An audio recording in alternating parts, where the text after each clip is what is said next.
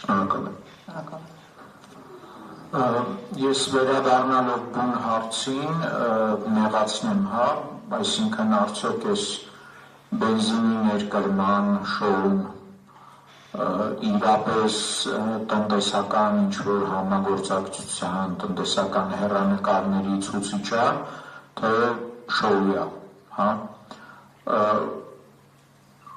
ըստ լրատվամիջոցների, ըստ հայտարարությունների Ադրբեջանից ներկրվել է, Ադրբեջանի իբր գրում են ադրբեջանական բենզին, ներկրվել է այդ AI-95 մակնիշի բենզին, Ադրբեջանը ինքը գրեթե չի արտադրում AI-95 եւ ավելի բարձր օկտանային թվով բենզիններ։ Ադրբեջանը այդ բենզինների պահանջարկը իր սեփական ներքին շուկայի ապահովում է ներկրման հաշվին։ Ադրբեջանի արտադրանքը դա այդ AI-92 բենզինն է։ Ադրբեջանը իր պրեմիում կլասի, այսպես ասած, բենզինների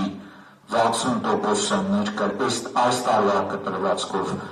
այսինքն տարվա առաջ 10 ամիսներին բենզինի 60%-ը ներկրել է Ռուսաստանից,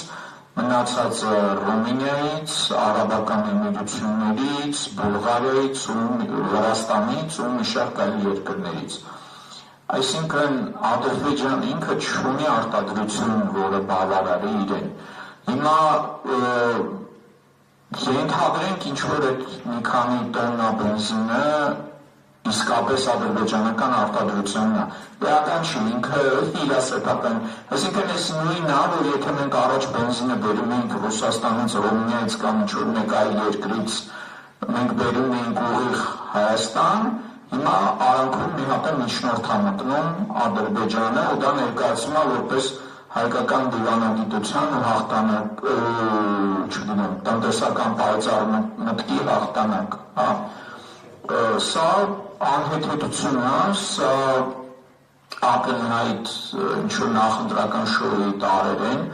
ընդ որում այսօր եթե գուգլեք համաշխարհային ամբողջ լրահոսը այդ բենզին բերելու թեմայով է լցված, անգլերենով։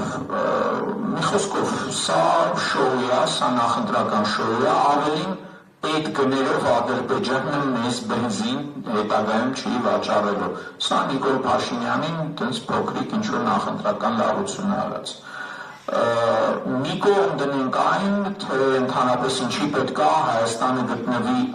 արհեստականորեն մտցվի կախվածության մեջ, ինչ-որ երկրից, որը ակնհայտ թշնամանական է Հայաստանի հանդեպ։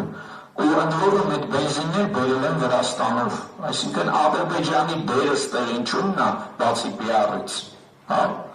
շոու է։ Երկրորդ գործընկերներից